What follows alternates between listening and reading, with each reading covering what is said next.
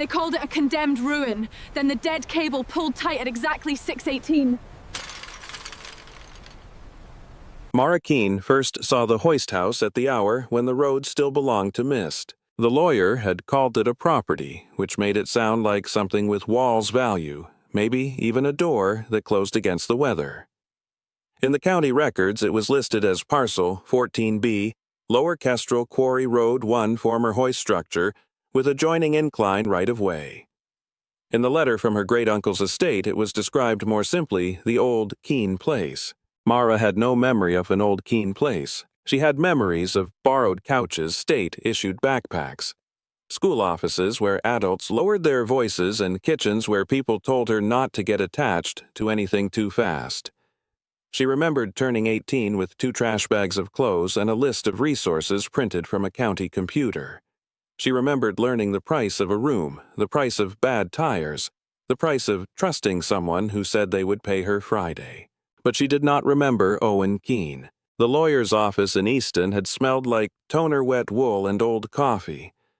Mr. Bellamy was polite in the way people became polite when they were handing you trouble. Your great-uncle was specific, he had said, sliding the folder across the desk. The parcel goes to you. Why? He adjusted his glasses. He didn't say why in the will.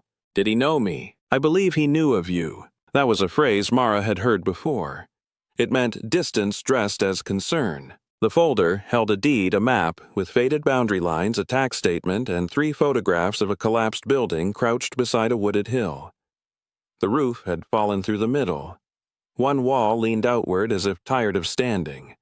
A length of black cable ran from the structure toward a slope choked with weeds and broken slate. There has already been an offer, Mr. Bellamy said. From who? Kestrel Ridge Development. They've acquired several nearby parcels. What do they want with a collapsed shed? Cabins mostly, short-term rentals, scenic overlook access. He folded his hands. Their representatives said they would be willing to assume back taxes and demolition liability. Mara looked at the photograph again. The building seemed less like an inheritance than a dare. How much are the taxes? He told her. She almost laughed, but there was no room in her chest for it. For the last 6 months, she had been living above a laundromat in Bethlehem, painting rental units during the day, and closing a diner 3 nights a week. Her car made a clicking sound every time she turned left.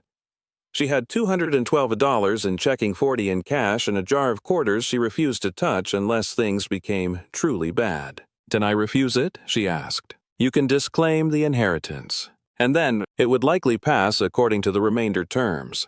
In practical effect, probably to sale. To the developers, most likely. Mara had no reason to care. That was what made the feeling irritating.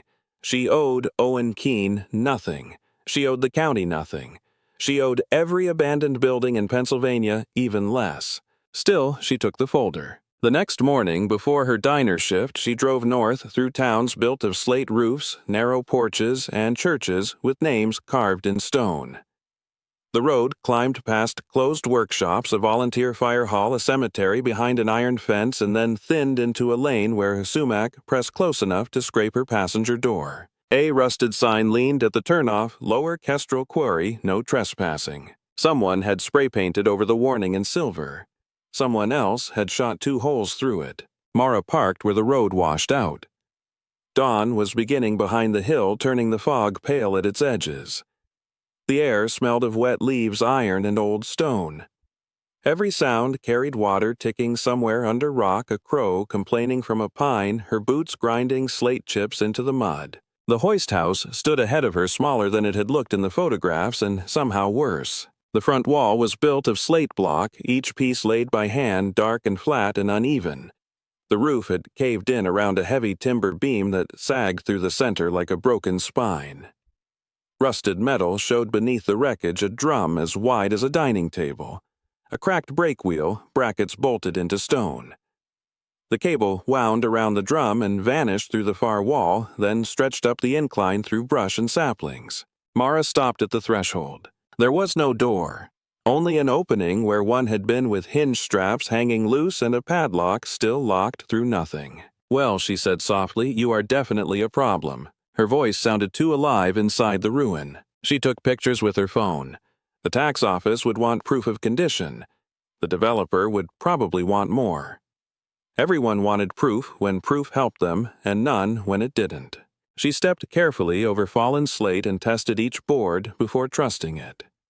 A small animal had nested in the corner beneath a shelf. Ferns grew where rain had found the floor. On the back wall, under gray dust chalk numbers, still marked something she could not understand. Twone, 7, foreign, line hold, break before sun. Mara frowned. The last line had been written in a sharper hand, pressed hard enough that the chalk had bitten into the wood grain. Outside the sky brightened. She heard the sound before she saw anything move. It was not loud. Not the scream of a machine coming back to life. Not the groan of some haunted ruin performing for her benefit. It was smaller than that stranger because it was restrained a long, careful tightening, like a rope, taking the weight of a boat at the end of a dock. Mara turned. The cable on the drum had gone rigid. A moment earlier, it had lain slack in its rusted grooves, dark with rain, furred with dust. Now, it stretched clean across the broken frame, every strand drawn hard. The loose curve near the wall lifted from the floor. A bead of water shook loose and fell. Mara did not move. The drum shifted less than an inch. The brake wheel gave one dry click. Then everything held. Morning light entered through the fallen roof and struck the cable, making it look almost blue. No engine ran. A person stood at the incline. No truck pulled from the road. The cable simply stayed tight, fixed toward the hill, as if something buried in the quarry had opened one eye. Mara backed out of the building. Her heels slipped on slate, and she caught herself on the doorframe, skinning her palm against a nail head. Pain sharpened the world. The fog, the crow, the wet smell of leaves, the ruined drum inside the hoist house. All real, all ordinary. Except for the cable. She stood outside until her breathing slowed. After 3 minutes, the tension eased. Not all at once. The cable relaxed by degrees, each strand settling into the drum with the tired patience of an old thing returning to sleep. The lifted loop touched the floor. The brake wheel did not move again. Mara checked the time on her phone. It was 8 a.m. She waited 10 more minutes. Nothing happened. Then she walked around the building, giving the walls a wide berth. The incline rose behind it, a black scar of slate climbing through the trees. Rails had once run there, maybe for quarry cars. Now only rusted spikes and rotten ties remained. The cable followed the line upward until brush swallowed it. There had to be an explanation. A snagged tree, a hidden slope, temperature, pulling metal tight. Mara had repaired enough cheap apartments to know that old things made dramatic noises for stupid reasons. Pipes knocked, floors shifted. Doors opened when frames twisted in the damp. But the cable had not merely made noise. It had taken weight. She followed it until the incline grew too steep and the slate began sliding under her boots. Halfway up, she found a crushed metal bucket, a length of chain, and a glove turned black with age. At the top, beyond a wall of briars, the quarry opened like a wound in the hill. Mara stopped before the edge. The pit below was flooded dark green. She could see shelves of slate descending into the water, each level cut by men who must have stood there in heat, winter dust, and danger. Trees grew from cracks in the far wall. A hawk crossed the open air without a sound. Behind her, down the incline, the hoist house looked almost harmless. Her phone buzzed. A message from the diner manager. "Can you cover lunch, too?" Mara looked at the flooded quarry, then at the folder tucked under her arm, already softening in the mist. She should leave. She should call Mr. Bellamy and tell him to transfer the problem to anyone with money insurance and a sentimental interest in broken Pennsylvania machinery. She should get to work, smile for tips, and not spend another minute on land that had waited decades to become her burden. Instead, she took one more photograph of the cable line. At the bottom edge of the frame, almost hidden under mud, something rectangular showed beside the hoist house foundation.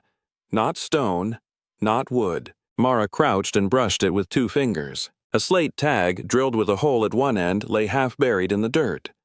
Numbers had been scratched into it by hand. 030. Mara wiped the mud from the letters and felt something in her tighten the same way the cable had tightened at sunrise. Not fear exactly. Recognition. She had spent most of her life in systems that misplaced names folded people into files, and called the loss necessary because there was no budget, no space, no one responsible anymore. She knew what it meant for a record to survive only because someone stubborn had refused to throw it away. Behind her, the ruined hoist house settled in the warming morning with a faint wooden sigh. Mara closed her fingers around the slate tag. "All right," she said. The word disappeared into the quarry road, small and foolish and binding. Then she put the tag in her field bag, checked the time again, and started back toward the car. She was already late for work. Mara lost the lunch shift because she arrived 40 minutes late with mud on her cuffs and a bleeding scrape across her palm. Her manager looked at the bandage, then at her boots. "You fall into something." "On inheritance," Mara said. He did not laugh. He only pointed toward the sink and told her to wash up before the health inspector chose today to believe in fate. For 9 hours, she carried plates, refilled coffee-wiped syrup from tables, and tried not to think about the slate tag in her field bag. But every time the door opened and morning light slid across the diner floor, she saw the cable again, slack then rigid, then quietly alive with weight. At midnight, in the room above the laundromat, she laid the tag on her windowsill. No, 31, Elias Rovenhold until paid. The words had dried pale against the dark slate. She searched the name on her phone and found nothing useful. A genealogy page with 3 Rovens in Northampton County. A cemetery record from 1931. A newspaper archive behind a paywall. The quarry itself appeared only in developer filings and old mineral surveys. Lower Kestrel Slate Company. Founded 1889. Closed 1964. Site inactive. Inactive was a clean word for a place that had reached out at sunrise. The next dawn. Mara returned with work gloves, a flashlight, a tape measure, and the stubborn irritation of someone who did not like being frightened by machinery. She parked farther back this time, leaving her car angled toward the road in case the place decided to become expensive or illegal. Mist lay low in the trees. The hoist house waited as if nothing had happened. Mara did not go inside at first. She stood at the doorway and watched the drum. The cable lay loose over it, black and dull, every strand wet with dew. She had set an alarm for 6:12. The previous morning, the pull had come at 6:18. At 6:66, a crow called from the quarry rim. At 6:17, water dripped somewhere under the floor. At 6:18, the cable lifted. This time, Mara kept still. The first movement began at the far wall, where the cable passed through a square opening toward the incline. The slack rose a fraction, then a foot, then straightened with slow force. The drum shifted with it, not turning freely, but taking strain against the brake.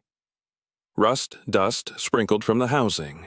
A thin metallic note traveled through the room and vanished. Mara watched the brake wheel. It clicked once. The chalk words on the wall seemed suddenly less like warning and more like instruction. Brake before sun. She took video until her phone shook in her hand. The pull lasted 2 minutes and 49 seconds. Then the tension faded and the cable settled back into its old grooves. No hidden motor. No vehicle. No person.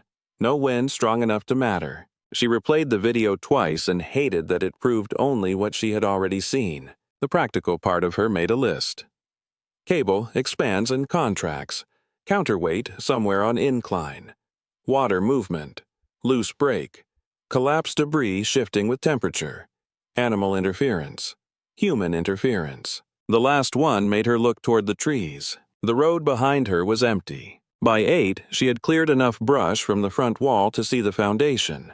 By 10, she had found 3 more slate tags scattered near the broken threshold. Noble Haight, Pavel Miro, number 22, Thomas Gavel, number 6, Daniel Price. Only one carried the extra line "hold until paid." The phrase bothered her more than the moving cable. Machines failed. Buildings settled. But someone had carved those words with intention, probably in anger, probably while hoping the tag would not be lost. Near the back wall, beneath a shelf that had collapsed under bird nests and dirt, Mara found a row of square nail holes and a long, clean shadow where something had once hung. A board beside it was marked in pencil. Pay window, closed until main office clears. She stood there for a while, imagining men in work shirts lining up at the end of a week, hands cracked from slate dust, waiting to be told that money had not arrived. She had stood in versions of that line herself. Different counter. Same silence. At noon, a pickup stopped on the road. The man who got out was old enough to move carefully but not slowly. He wore a canvas cap, suspenders, and boots, polished by use rather than care. He carried a paper bag in one hand and a surveyor's staff in the other. "You Mara Keene," he called. She stepped into the doorway. "Depends who's asking." Arthur Vale. "I knew Owen a little. He lifted the bag, brought sandwiches. Figured you'd be too proud to have lunch and too broke to buy it." Mara should have been offended. Instead, her stomach answered for her. Arthur did not come inside until she waved him through. Even then, he studied the roof, the drum, the floor, and the fractured beam before choosing where to place his boots. "Bad structure," he said. "I noticed. Worse than it looks." That also came through. He set the sandwiches on an overturned crate. Owen used to say this place had one honest habit left. Mara looked at him sharply. "What habit?" Arthur's gaze moved to the cable. It remembered the morning. She said nothing. He nodded toward her phone. "You saw it. Twice. Then you know not to stand near the drum when it tightens." "What makes it tighten?" Arthur took off his cap and brushed dust from the brim. "If I knew cleanly, I'd tell you cleanly."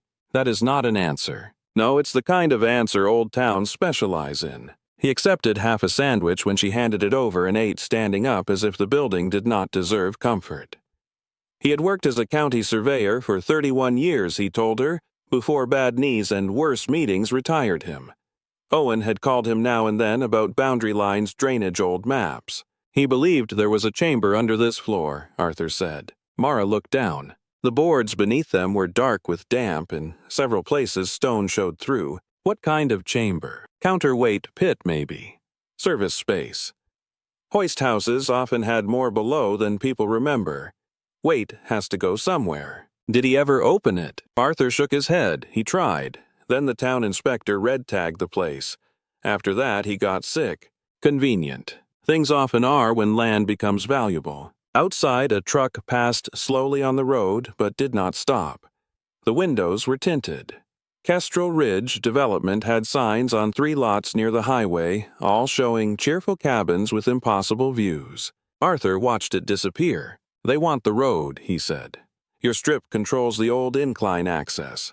Without it, their overlook plan gets complicated. So they offered to take the problem off my hands. Of course. And Owen left it to me because..." Arthur studied her for a moment with a restraint Mara almost respected. "He said you were the only Keene who knew what paperwork could do to a life." The words landed too close. Mara looked away first. After lunch, Arthur showed her how to read the bones of the hoist house.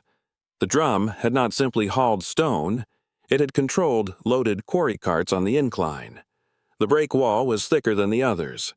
The cable passed through a guide slot lined with iron. A second, smaller shaft once dropped through the floor near the rear corner, now covered by debris and swollen boards. "If the counterweight is below," Arthur said, tapping the floor with his staff, water could be changing its balance. Rain enters, somewhere, fills something, releases something, sunrise warms, the metal frees the break, and for a few minutes the old system tries to do what it was built to do. That sounds almost reasonable. Most mysteries are reasonable after they stop being mysteries. Mara knelt by the rear corner and pulled away a strip of rotten plank. Beneath it was slate smooth and fitted tight, not natural floor. Cut stone. There were letters scratched along the edge. She brushed dirt from them with her glove. ER, PM, DG, DP, 31. The same names, or the same numbers. Men reduced to initials where no one had thought to look.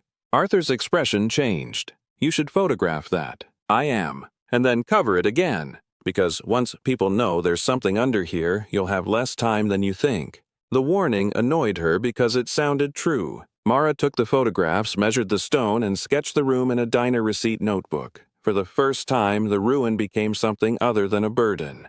It became a map with missing pieces. At 4, Arthur left her with a photocopy of an old quarry plan.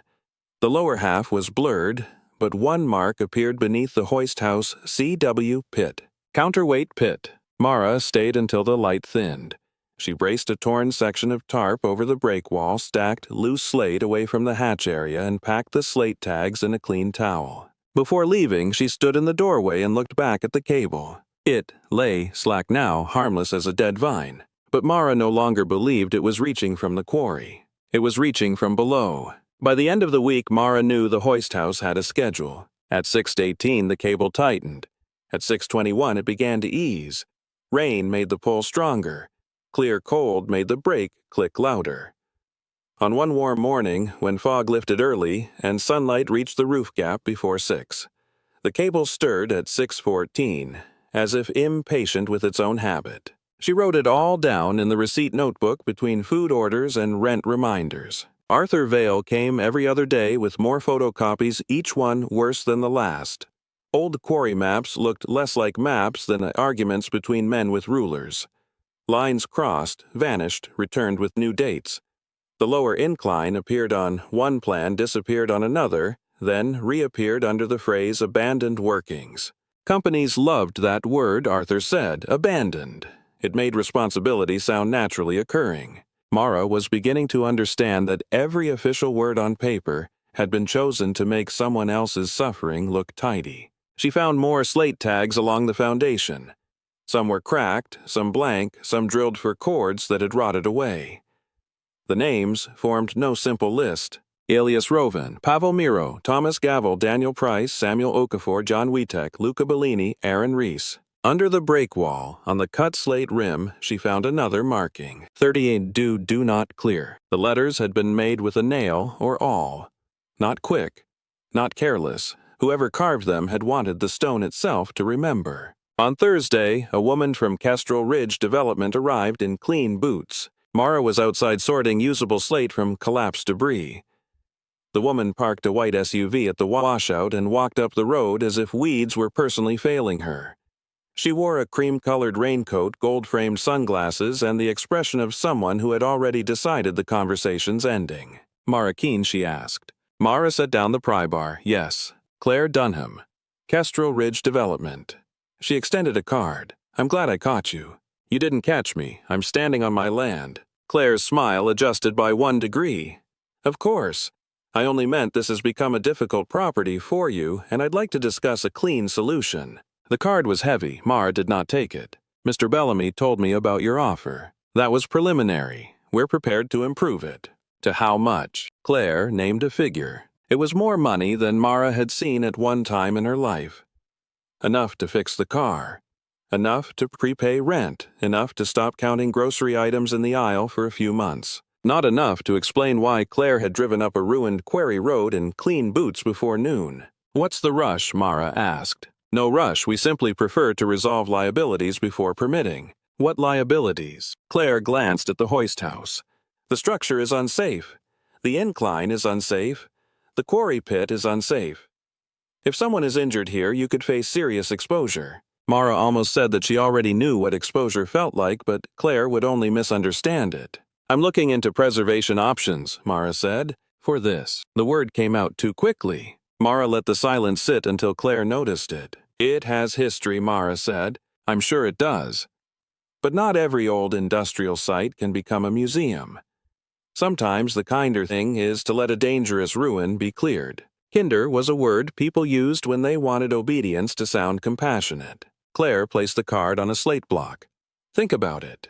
Offers change when conditions change." "What conditions?" "Tax deadlines, enforcement, weather." She smiled again. "Old buildings fail quickly once people start disturbing them." After she left, Mara photographed the tire tracks. That night, someone cut 2 of her tarp lines. She found them the next morning before sunrise, clean slices through new rope.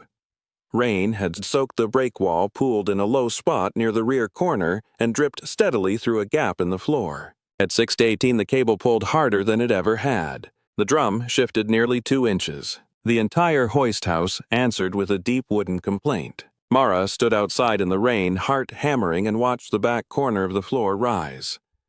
Not much, just enough for water to blacken the line around a rectangular slab.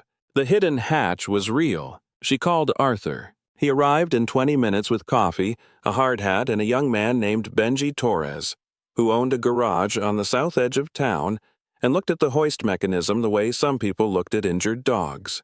"You said old cable, Benji told Arthur. "You didn't say old cable under load." "I did say that. You said it in retired surveyor language." Mara pointed to the floor. Can it kill us? Benji crouched near the threshold and studied the drum without crossing inside.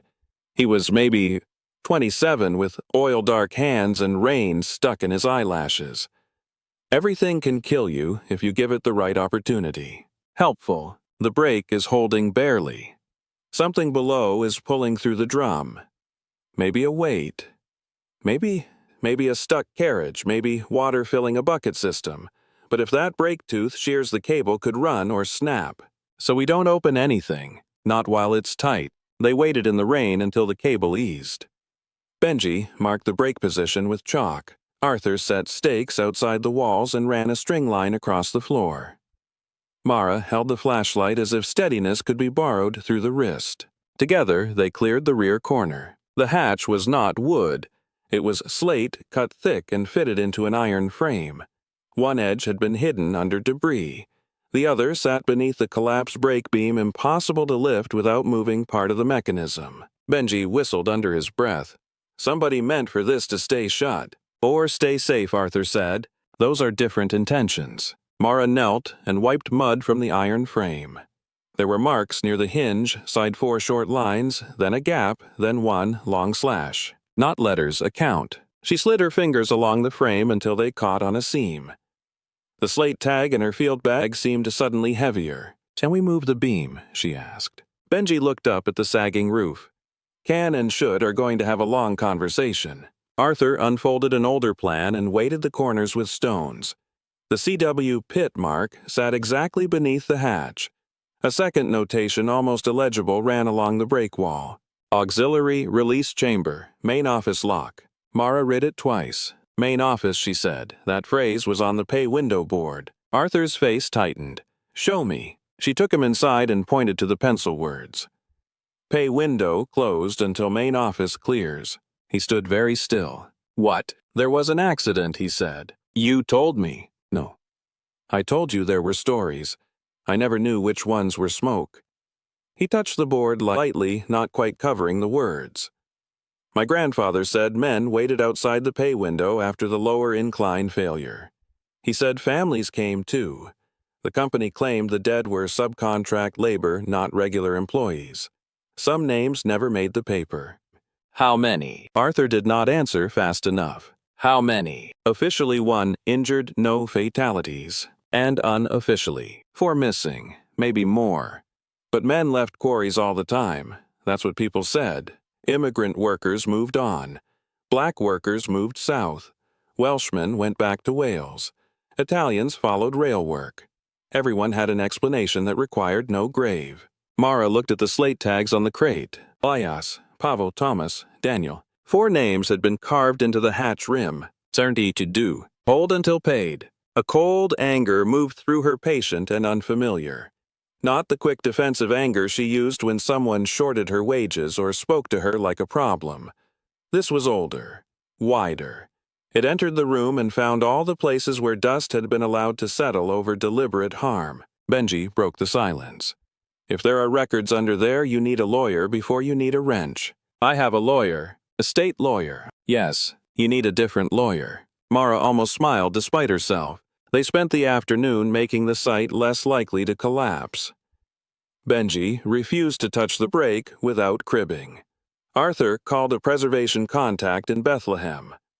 Mara photographed every mark, every tag, every board, then backed the images up to an email account she had made years ago for emergencies. At dusk, while stacking slate away from the hatch, she found a narrow tin box wedged behind a loose stone in the pay window wall. The lid had rusted nearly shut.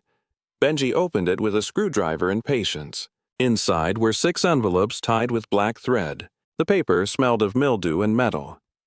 Mara laid them on a clean board and opened the first with trembling care. Elias Roven Lower Kestrel Slate Final Pay Withheld Pending Inquiry. No stamp, no delivery mark. Inside was a pay slip, a folded letter, and a note written in a cramped hand. Widow came with boy. Told her no clearance from main office. She waited until dark. Mara could not speak. Arthur removed his cap. Benji looked away toward the incline. The second envelope belonged to Pavel Miro. The third to Tomas Gavel. The fourth to Daniel Price.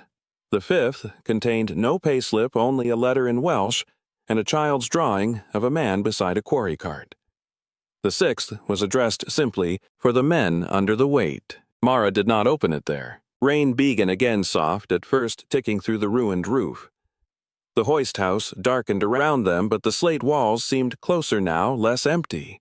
Not alive, not haunted. Occupied by evidence. Arthur wrapped the envelopes in plastic from his truck. "You understand," he said, "this makes the land worth less to developers and more to people who do not want." Mara looked at the hatch. The iron frame held black water in its seam. Beneath it waited the pit, the counterweight, maybe the reason the cable pulled at sunrise, and maybe only another layer of grief. "I understand," she said.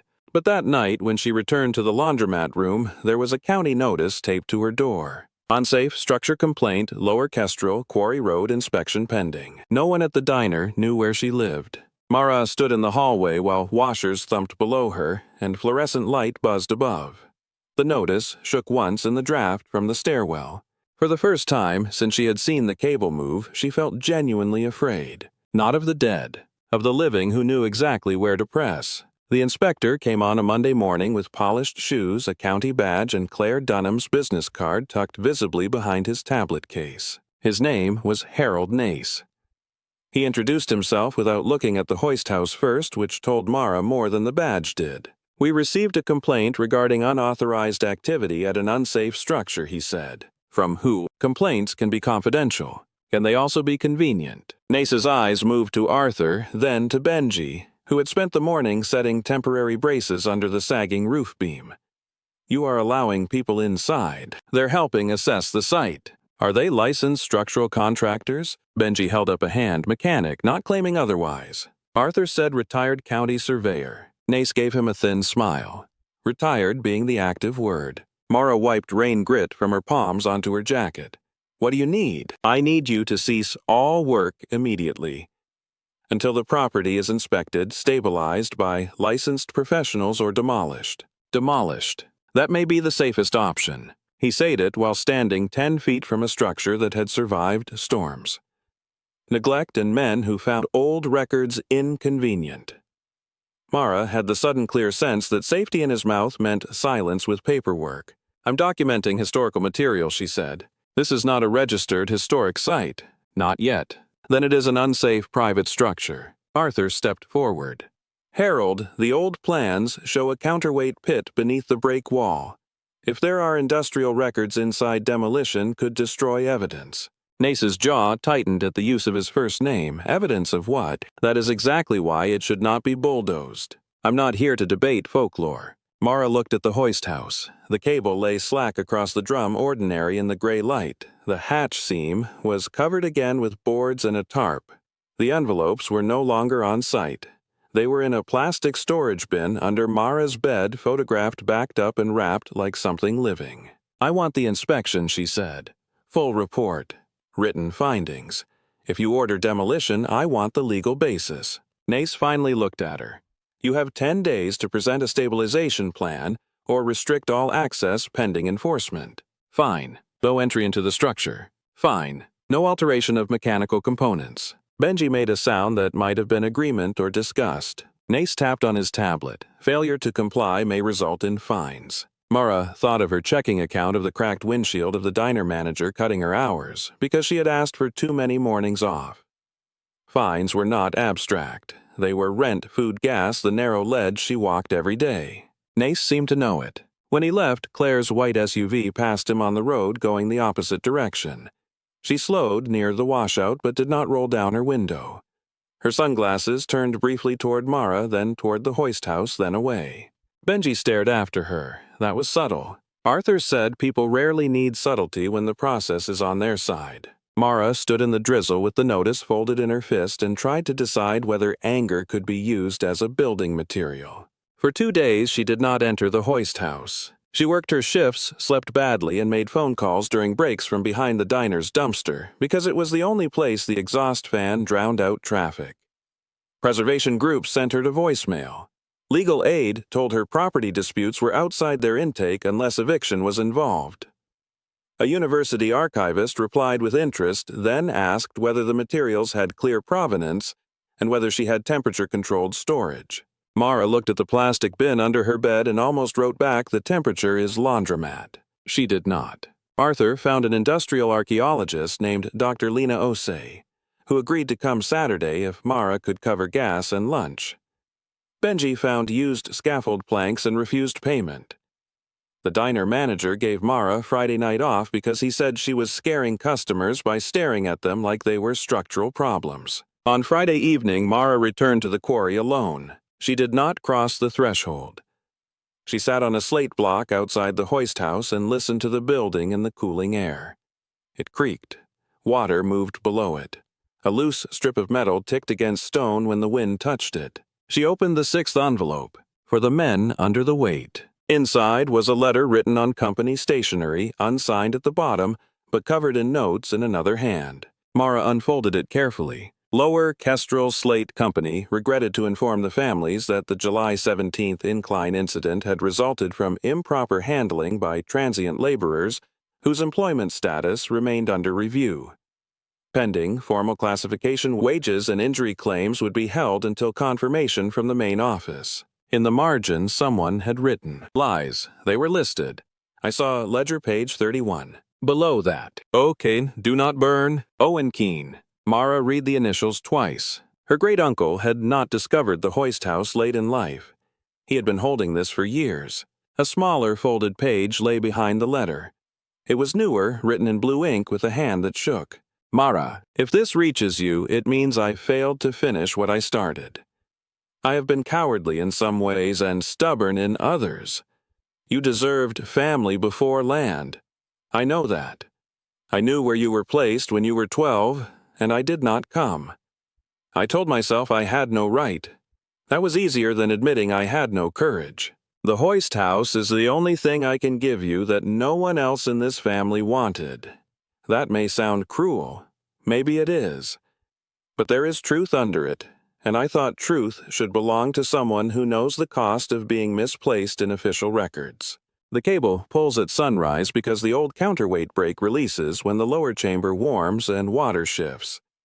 I found the timing by accident. I kept it working because it points to the hatch and because I did not trust myself to open it alone. If you sell, I will not blame you. Debt is real. Fear is real. But if you stay long enough to read what they buried, you will know why I could not leave it to people who confuse quiet with peace. Owen. Mara sat very still. The quarry road blurred, then sharpened. She pressed the heel of her hand against one eye, angry at the tears, because they arrived too late to be useful. Owen had known. He had known enough to leave her land, enough to write tenderness on paper, not enough to knock on a door while she was still young enough to need one. You deserved family before land. The sentence hurt because it was true. For several minutes she hated him. Then she hated herself for wanting even now to forgive him just because he had finally named the wound correctly. The wind moved through the sumac. Inside the hoist house, the cable shifted a fraction in its groove with a dry whisper. Mara folded the letter and put it back in the envelope, then took out her phone and photographed every page. After that, she called Mr. Bellamy. He answered on the 4th ring with the cautious tone of a man expecting trouble from a file he had hoped was closed. "I need Owen's full estate records," Mara said.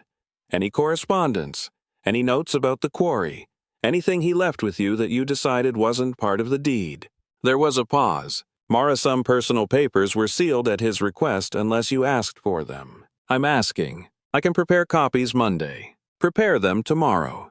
It's Friday evening." It was Friday evening for the families who waited outside that pay window, too. Another pause, this one longer.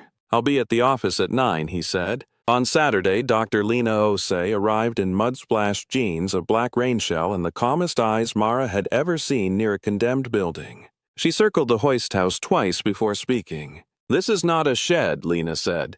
"This is a rare surviving lower incline hoist structure. Damaged, yes, but the brake assembly alone is worth documenting." Nace's notice was taped to a post. Lena read it and raised one eyebrow. "Complaint-driven enforcement," she said. "Common around development pressure. Send you help? I can write an emergency documentation letter. I can also connect you with the State Preservation Office. That will not make anyone happy quickly." "I don't need happy," Nolina said, looking at the cable line. I don't imagine you do. At sunrise the next morning, all four of them stood outside the hoist house, Mara, Arthur, Benji, and Lena, with a camera on a tripod. The cable tightened at 6:18. Lena did not gasp. She leaned forward, watching the drum brake and floor in one steady sweep. There she said, "The hatch edge rises when the brake takes load." Benji nodded. "If we brace the beam, clamp the drum, and control the brake, we might get it open without losing the cable," Might Mara said. Might is the honest version. Lena replayed the footage, then looked toward the road. "Once this report goes out, expect pressure. It's already here." No, this has been local pressure. Institutional pressure sounds polite and uses deadlines. She was right. By Tuesday, Mara had a certified letter from the county, a revised offer from Kestrel Ridge, and a voicemail from Claire Dunham saying they remained committed to a mutually beneficial resolution.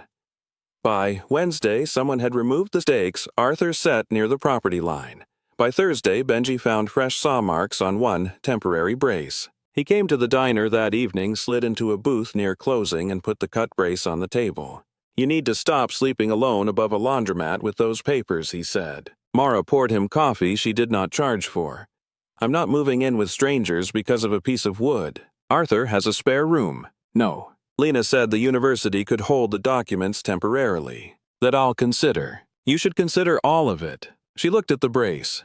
The saw cut was clean, deliberate, angled to fail under pressure. Fear moved through her again, but this time it met something harder. "I'm opening the hatch," she said. Benji closed his eyes for half a second. "Of course you are." "Safely. That word is doing heavy labor. You said clamp the drum, brace the beam, control the brake. I said might. Then might is what we have." On Friday afternoon, Mara carried Owen's papers from Mr. Bellamy's office in a banker's box. Among receipts, tax notices, and hand-drawn diagrams, she found a small notebook wrapped in wax paper.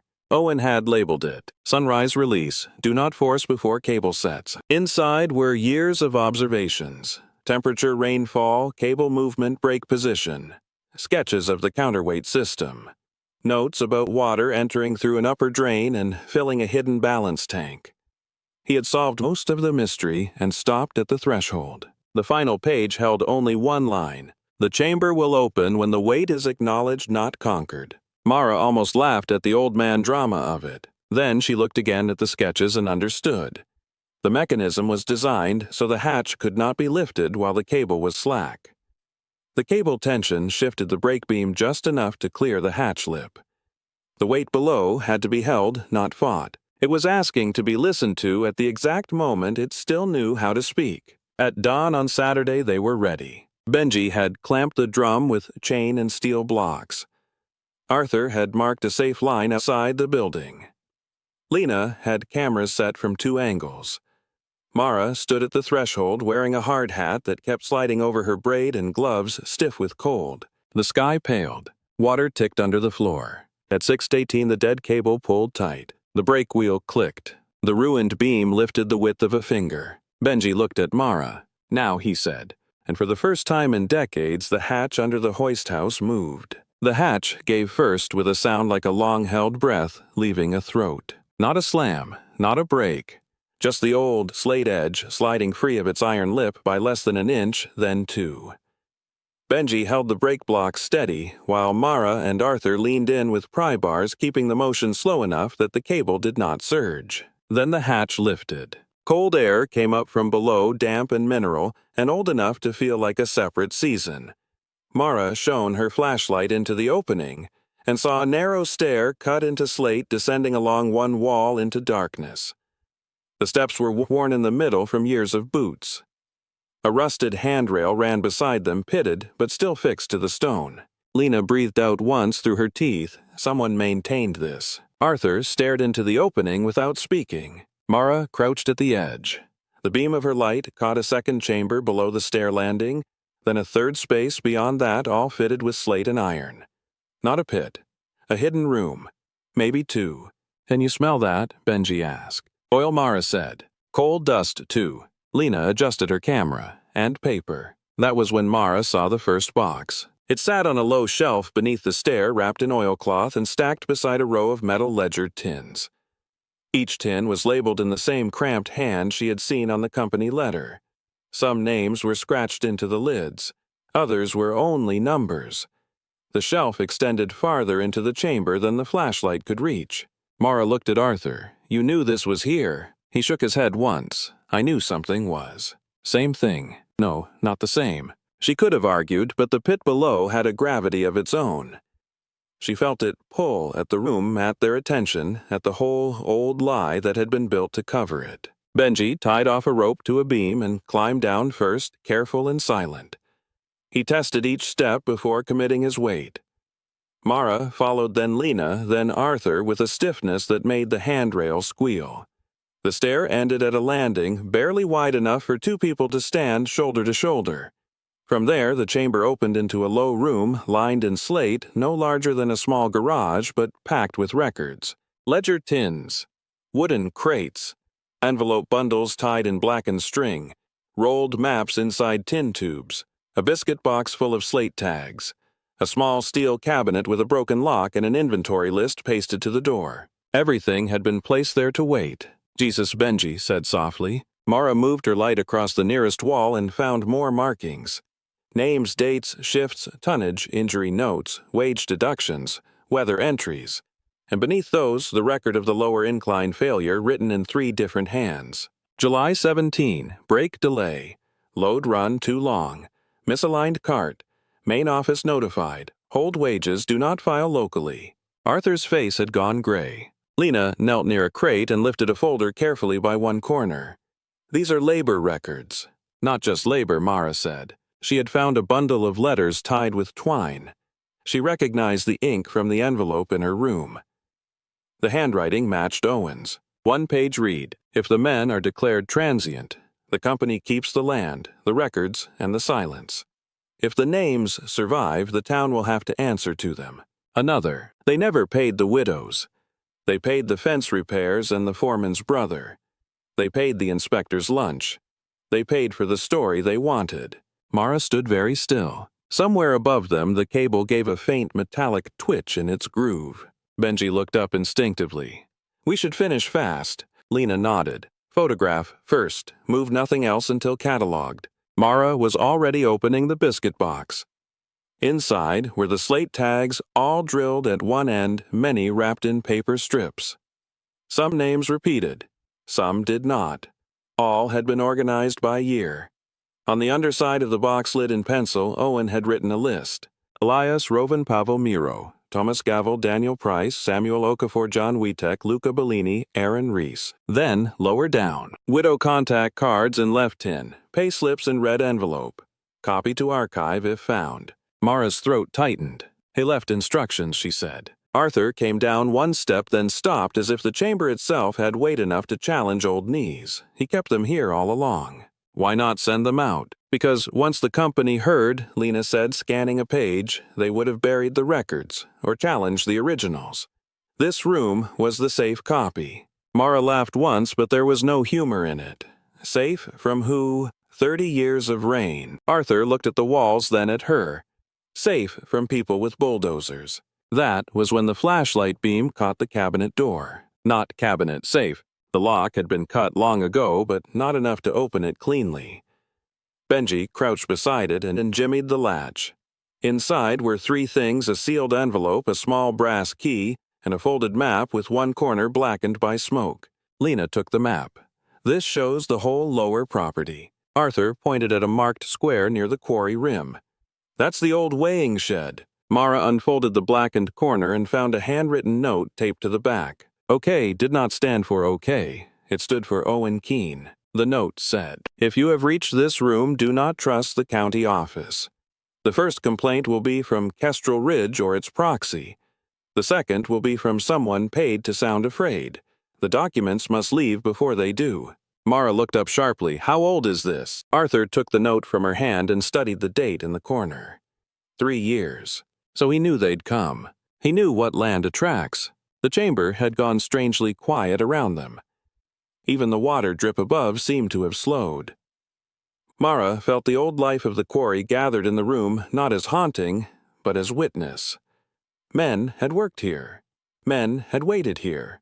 Someone had decided their names were less valuable than the stone. Lena was photographing the ledger pages one by one. This is enough to trigger a preservation hold if we can get it certified. Benji held up the brass key. Any idea what this opens? Mara took the key and turned it over in her palm. It was warm from the chamber air, small and plain, with a number stamped on the bow. Her stomach dropped. She looked back at the slate tags. Certainty due. Not a room number, she said. A lock number. Arthur blinked. Where? Mara shone her light toward the far wall where a low iron door sat flush with the slate almost hidden behind a shelf of tins. The keyhole was a narrow oval. She crossed the room and knelt. The key fit. The iron door opened onto a second chamber no larger than a closet lined with dry shelves. Inside were envelopes, but also a bound notebook wrapped in wax cloth and a metal cash box so heavy she had to brace it with both hands. The notebook was Owen's, but older than the letters. Its first pages were filled with sunrise times, cable positions, and notes about the break shift. Farther in were copied witness statements from widows' foremen and one retired mechanic who had been too old to frighten. The last pages were different. A list of names. Not just the dead, the living, town officials, a bank officer, the county inspector, one developer family name underlined twice. They were all connected, Mara said. Arthur did not ask what she meant. He already knew. Lena had to move to the door and was looking up the stair. We need to get this documented and out of here tonight.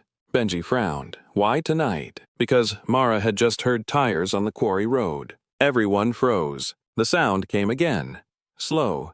Multiple vehicles. Arthur went up one stair and looked through the hatch gap. His face darkened. White SUV. County truck. Another sedan. Mara's pulse thudded hard enough to blur her vision. Can they see us? Not yet, Arthur said. But they know where to look. Lena closed the camera case. Then the complaint has moved from paperwork to presence. A man's voice. Calm. Official.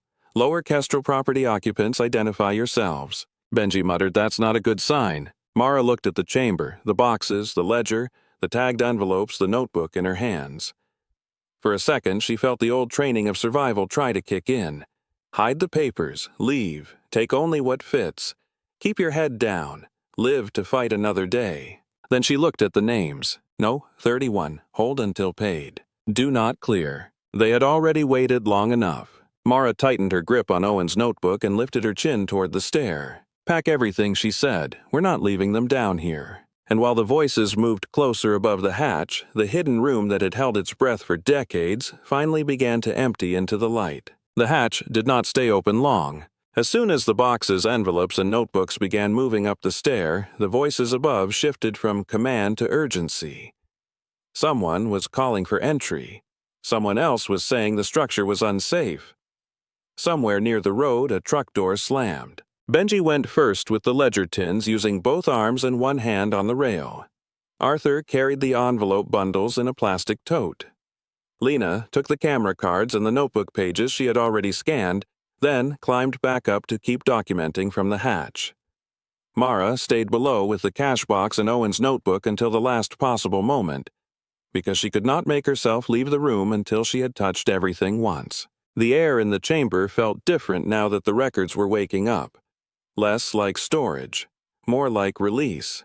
Arthur returned for her hand. Mara. She nodded, but her eyes kept going to the shelf marked with names. Lena's voice came from above. Police and county are here. We need to keep this clean and boring. Benji grunted from the landing. Nothing about this is boring, Nolina said, but we can still be disciplined. Mara put the cash box in the tote, then reached for the biscuit tin of slate tags. Each tag was heavier than it looked. Each name carried a stubborn little force, the kind that made buildings and people alike harder to erase. She climbed slowly, one hand on the rail, one hand under the tote. At the top of the stair, sunlight and rainlight met in the hoist house opening. The ruin was louder now. Wind moved through the broken roof. Boots stamped on gravel outside. Voices carried across the threshold. Harold Nace stood in the doorway with 2 county deputies and Claire Dunham beside him. Claire's cream raincoat was gone. She wore a dark jacket instead, which somehow made her look more certain rather than less. Nace's expression changed when he saw the camera tripod, the tote, and the stack of records on the floor. "You entered a condemned structure during an active inspection," he said. Mara set the tote down carefully. "You arrived with a developer before the inspection notice was even served. That allegation is irrelevant, is it?" Arthur stepped forward with the photocopies and Lena's emergency documentation letter. "Mr. Nace, I have the lower incline plans, the chamber inventory, and witness records. If you move to seize or destroy any material here, we will request state preservation intervention immediately." Nace glanced at the pages and then at Lena. "And you are Dr. Lena Osei, industrial archaeology consultant. My letter is on county record as of 9 minutes ago." Benji behind them said nothing. He just set a ledger tin on the floor with enough care to make the point that it contained history, not clutter. Claire looked at Mara. "You do realize this land will remain a liability?" Mara looked back. "You mean it won't be convenient?" Claire did not answer. One of the deputies shifted his weight and looked unconvinced by the whole scene, which Mara took as the closest thing to mercy that morning. Lena handed Nace a printed summary. "There are payroll documents, labor statements, and direct evidence of concealed injury claims. If you proceed without a preservation, hold your office becomes part of the problem." That finally got his attention. He scanned the first page, then the second. The color left his face in a slow, practical way. "What is this?" "The reason the cable pulls at sunrise," Mara said, "and the reason the names were hidden under your county road." No one spoke for a moment. Outside rain tapped on the truck roofs. The quarry waited like it always had, but the silence in the hoist house had changed shape. It was no longer empty. It was crowded with proof. Nace lowered the papers. "This will need to be reviewed." "Yes," Lena said, "by people who don't work for the developer." Claire's mouth tightened. "You are making a mistake if you think this changes the land value." Mara picked up Owen's notebook. "It changes who gets to tell the truth about it." That was the first thing she had said all morning that felt like it belonged to her. The county people did not leave quickly, but they did leave less confidently. Nace called for a temporary preservation lock on the structure until state review.